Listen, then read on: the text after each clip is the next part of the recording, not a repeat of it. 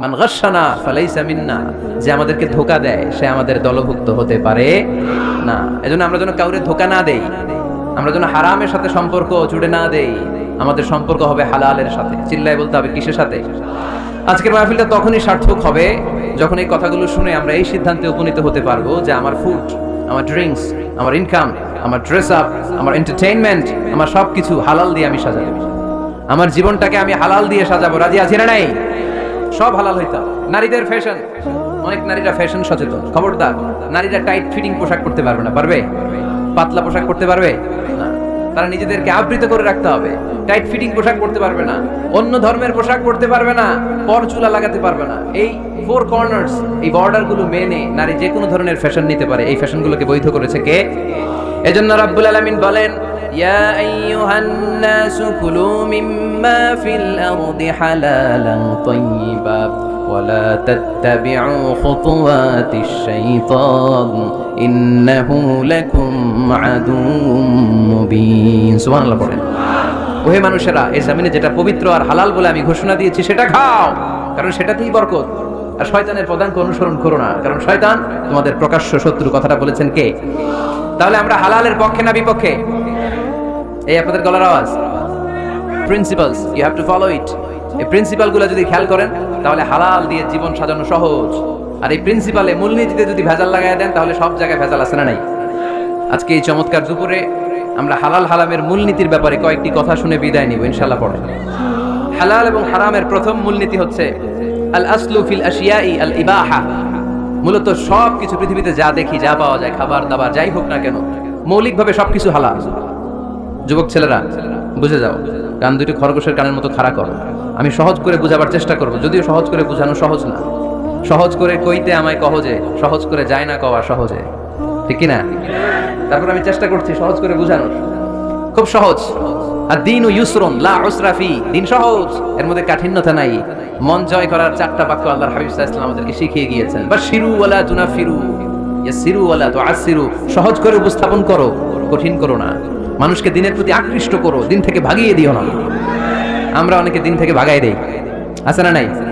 এক ছেলে হিন্দু হইছে, হিন্দু থেকে মুসলমান হইছে, আগে ছিল হিন্দু, এখন দেখে এই ছেলেরা কি সুন্নি মুসলমান বানাবে, না ওয়াহাবি বানাবে, না আহলে হাদিস বানাবে, না হানাফি বানাবে, এই নিয়ে কিলাকিলি আছে না নাই? আহা কি বিপদ! সে আগে হিন্দু আসছিলাম, এটাই তো ভালো ছিল। মুসলমান হওয়ার পরে আরে ভয় দেখানো শুরু করছে, এই খবরদার, নামাজ রোজা যাকাত হজ সব লাগবে, হারাম খাওয়া যাবে না, এটা নাই ইসলাম, এটা নাই, ওইটা নাই, ওইটা নাই, হিন্দুকে দিলে আমিও নাই। এরকম হয় না? খবরদার। আল্লাহ ছাড় দিতে চায়, মৌলবীরা ছাড় দেয় না, আছে না নাই?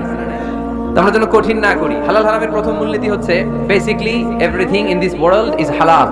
এই পৃথিবীতে যা আছে সবই হালাল। সব কি?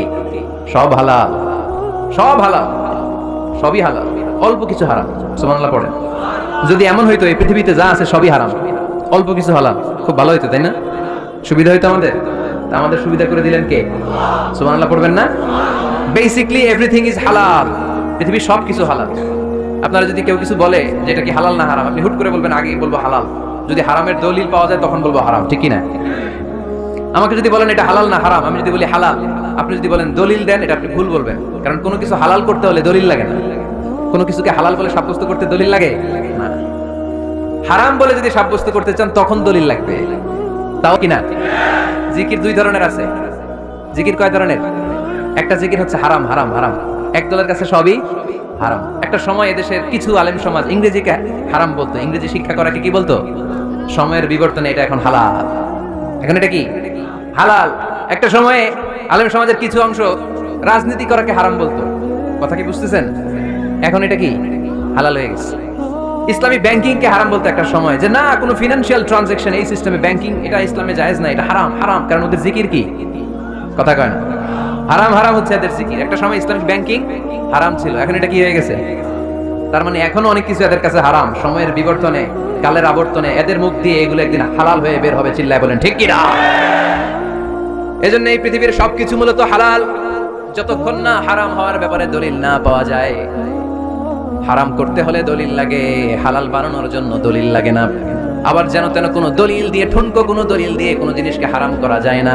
হারাম করতে হলে অকাট্য দলিলের প্রয়োজন হয়। কথা বুঝতে পেরেছেন? প্রথম মূলনীতি ক্লিয়ার সবার কাছে? আল্লাহর হাবিব সাল্লাল্লাহু আলাইহি ওয়াসাল্লাম বলতেন হালাকাল মুতানাত্তিউন, যারা মুতানাত্তিউন তাদের ধ্বংস, তাদের উপর আল্লাহর লানত। সাহাবারা বললেন ইয়া রাসূলুল্লাহ, ইয়া হাবিবাল্লাহ, মান হুমুল মুতানাত্তিউন? মুতানাত্তিউন কারা, যাদের উপর আপনি লানত দিলেন, যাদের ধ্বংসের কথা বললেন? বিশ্বনবী বললেন আল্লাহর দেয়া হালাল বিষয়কে যারা সমাজের মধ্যে হারাম বলে প্রচার করে তারাই হলো সমাজের মুতানাত্তিউন। নাউজুবিল্লাহ পড়েন।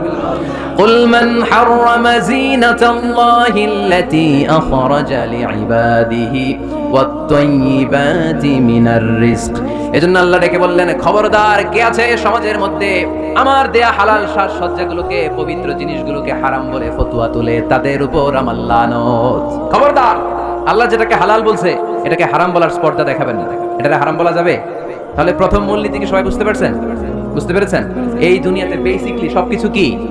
আওয়াজ করে বলেন। আর হালাল প্রমাণ করতে দলিল লাগে। কি প্রমাণ করতে দলিল লাগে? হারাম। এজন্য আমাদের জিকিরটা একটু চেঞ্জ করে দিব। আমরা হারাম হারাম না বলে কি বলবো? হালাল হালাল। যখনই দলিল পাবো তখন জিকির শুরু করবো হারাম। কথা বুঝে নাই বোধহয়? দলিল পাওয়ার আগ পর্যন্ত সব কি? আরো জোরে বলেন। দলিল পাওয়ার পরে সেটা হয়ে যাবে হারাম। প্রথম মূলনীতি ক্লিয়ার? সবার কাছে ক্লিয়ার?